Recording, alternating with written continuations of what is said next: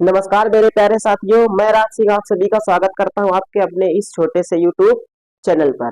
तो आज के सेशन की बातचीत करें तो आज का सेशन जो है उसमें हम लोग करने वाले हैं पोम का सेंट्रल आइडिया। तो जो हमारी क्लास 12 की इंग्लिश बुक है फ्लेमिंगो, उसमें हम लोग लास्ट वीडियो में बच्चों क्या किया था, उसमें हमने पहली जो पोयम है हमारी my mother eight 66, my mother eight 66 और इस पोयम की बातचीत कर ले तो इस पोयम को स्टूडेंट ने लिखा था कमला दास जी ने, है ना।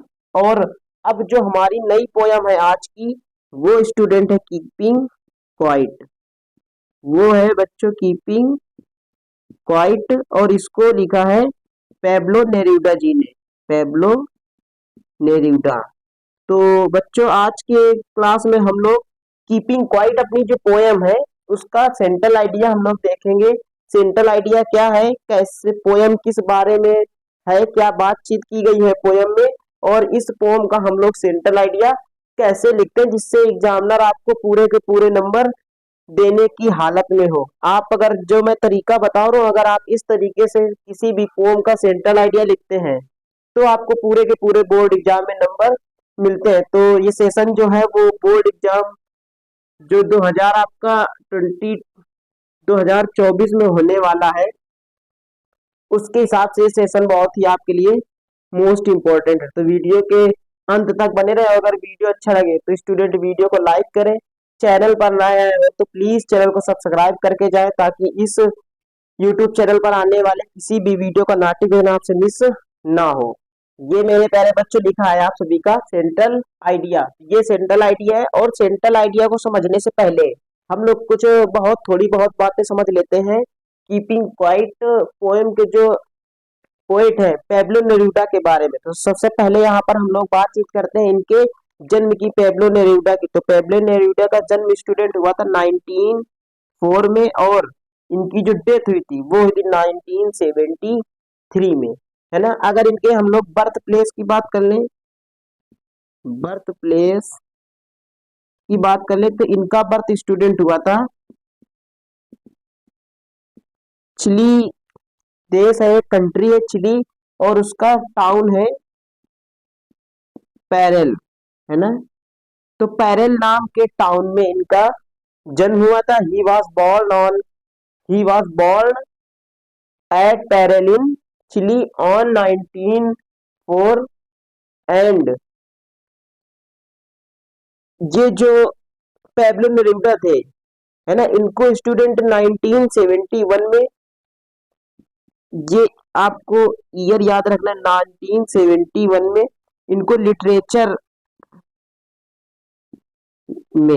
लिटरेचर में स्टूडेंट क्या मिला, इनको नोबल प्राइज मिला। क्या मिला? नोबल प्राइज लिटरेचर में। किस वर्ष मिला? 1971 में। ये बात आपको याद रखनी है। तो ये थोड़ी सी बात हो गई पेब्लो नेरूदा जी के बारे में। इनका जन्म कब हुआ? इनका जन्म हुआ 1904 में, यानी 1904 ईस्वी में। कहाँ पर हुआ? एट पैरेल इन चिली, यानी पैरेल नाम के टाउन में। और वो पैरेल नाम का जो टाउन है वो कहाँ है स्टूडेंट? वो है चिली में। कहाँ है स्टूडेंट? वो है चिली में। अब बातचीत करते हैं इनके, इनको एक नोबेल प्राइज भी मिला। वो कब मिला? 1971 में ये नोबेल पुरस्कार से नवाजे गए। अब आगे बातचीत कर लेते हैं जो हमारी पोम का सेंट्रल आइडिया लिखा है उसके बारे में पढ़ लेते हैं और देखते हैं कि क्या कहा जा रहा है इस पोयम में। तो इसमें क्या बताते हैं पेब्लो नेरूदा जी कि हमें क्या करना होता है। ये जो हमारी ह्यूमन बीइंग की भाग दौड़ भरी जिंदगी होती है, इसमें हमें कुछ ना कुछ एक रेस्ट करना चाहिए फॉर अ व्हाइल, ताकि हम उन चीजों को सोच सके। हमारा माइंड जो है वो अगली चीजों के लिए माइंड मेकअप हमारा हो सके। इन सभी चीजों के लिए हमें थोड़ी बहुत देर क्या करना चाहिए, अपने को उस भाग दौड़ भरी जिंदगी से थोड़ा सा अलग करके सोचना चाहिए कुछ चीजों के बारे में। थोड़ा शांत रहना भी हमें सीखना चाहिए। तो इन्हीं सब चीजों के बारे में उन्होंने बताया है इस पोयम कीपिंग क्वाइट में। तो आइए शुरुआत करते हैं। हम लोग पढ़ते हैं अपना सेंट्रल आइडिया, और सेंट्रल आइडिया में क्या कह रहा है।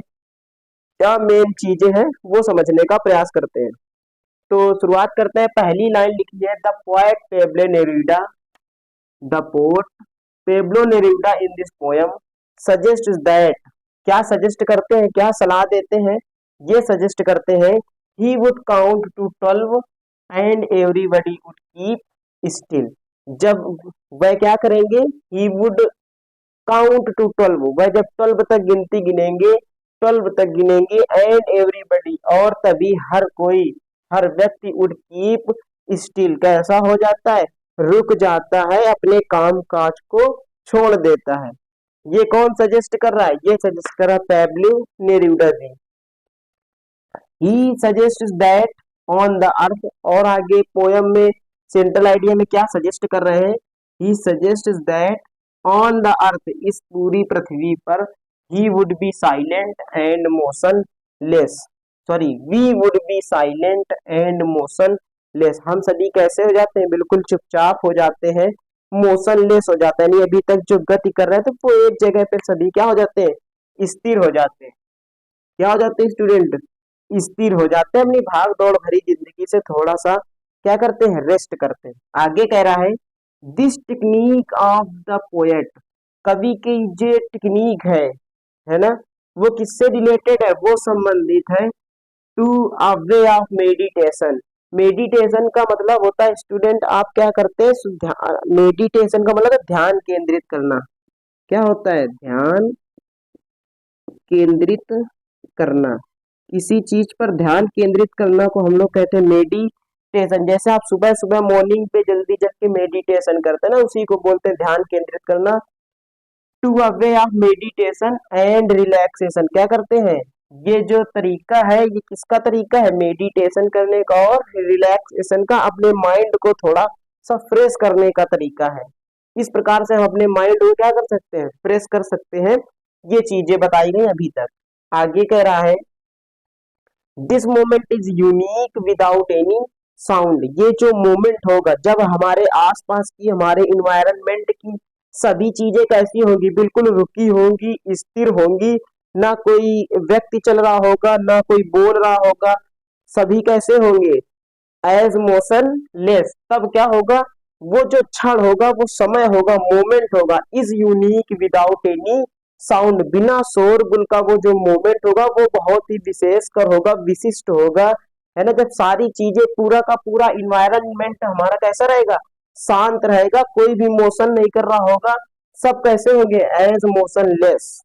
आगे का आगे पोएट कह रहा है, this process gives benefit to all the creatures, कह रहा है ये जो प्रोसेस है, ये तरीका है, इस प्रकार से जीवन जीने का, गिव्स बेनिफिट, सबको क्या प्रदान करता है, लाभ प्रदान करता है, बेनिफिट देता है, टू ऑल द क्रिएचर्स, किन सबको, सभी प्राणियों को, वो चाहे जो भी प्राणी हो, इस पृथ्वी पर रहने वाले सभी प्राणियों के लिए ये प्रोसेस कैसा है, एक बेनिफिशियल प्रॉफिट है, लाभदायक प्रॉफिट है, ये लाभ प्रदान करता है।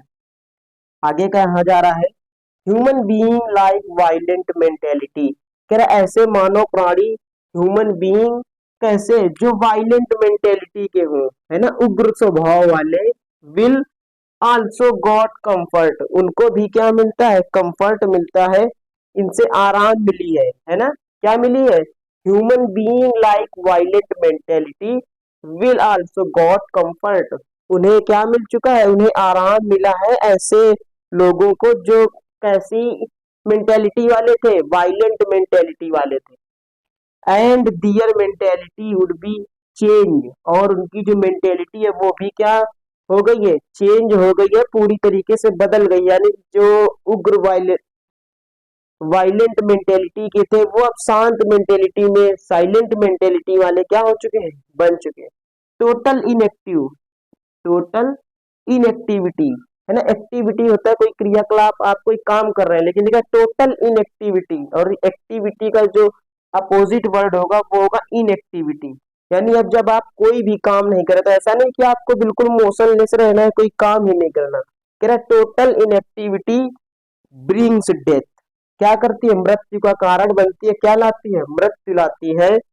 We must be single focused for our aim, कह रहा है हमारे जीवन का जो भी उद्देश्य हम जो भी काम कर रहे हैं उस काम के लिए हमें क्या होना चाहिए, सिंगल फोकस्ड रहना चाहिए। सिंगल, केवल हमें एक काम पर एक बार में उस पर ही केवल क्या करना चाहिए स्टूडेंट, ध्यान लगाना चाहिए। ऐसे नहीं कि हम एक बार में दो दो चार चार काम करने का प्रयास कर रहे हैं। ऐसे हम कोई भी काम एक बेहतरीन तरीके से एक बेस्ट अप्रोच के साथ नहीं कर सकते। तो वही बात यहाँ पे पोएट कह रहा है, we must be single focused for our aim. हमें हमारे उद्देश्य के लिए क्या कर रहना चाहिए, सिंगल फोकस्ड रहना चाहिए। तो इस प्रकार से स्टूडेंट ये हमारा क्या है, सेंट्रल आइडिया है कीपिंग क्वाइट पोएम का। तो आप सभी क्या करें, इसका स्क्रीनशॉट ले लें और अगर इसको लिखना चाहते हैं तो अपनी नोटबुक पे इसको नोट कर ले, है ना। तो ये एक शार्ट तो है ये सेंट्रल आइडिया, और हर एक वो पॉइंट जो पोएम में बताया गया है इस सेंट्रल आइडिया में उसको कवर किया जा चुका है। तो आई होप आप सभी को चीजें यहाँ पे समझ में आई होगी। अगर आपको वीडियो अच्छा लगा हो तो वीडियो को लाइक कर दे, चैनल पर नए आए हो तो प्लीज चैनल को सब्सक्राइब करें, ताकि इस चैनल पर आने वाले किसी भी वीडियो का आपसे नोटिफिकेशन मिस ना हो। ऐसे और कई सारे वीडियो मैं लाता रहता हूँ आप सभी के लिए, आपके अपने YouTube channel English by Raj Singh पर। तो ज्यादा से ज्यादा क्या करें, चैनल को शेयर करें उन सारे स्टूडेंट के साथ, उन बच्चों के साथ जो 2024 बोर्ड एग्जाम के लिए जाने वाले और तैयारी कर रहे हैं, है ना। तो और आपको जिस टॉपिक पे वीडियो चाहिए, जो टॉपिक आपको ऐसा लगता हो कि इसमें थोड़ा सा कंफ्यूजन रहता, आप उस टॉपिक को क्या कर सकते हैं, कमेंट बॉक्स में टॉपिक को लिख दीजिए। उस टॉपिक पे डेडिकेटिव वीडियो, एक दो जो भी वीडियो होंगे, पूरा का पूरा टॉपिक कवर कर दिया जाएगा छोटी छोटी वीडियो में, ताकि आपको भी पढ़ने में बोर ना हो, और जो चीजें हैं वो आपको, है ना, छोटी छोटी वीडियो के साथ आपको चीजें मिलती रहे, समझ में आती रहे। तो मिलते हैं नेक्स्ट क्लास में, तब तक के लिए जय हिंद, take care and love you all.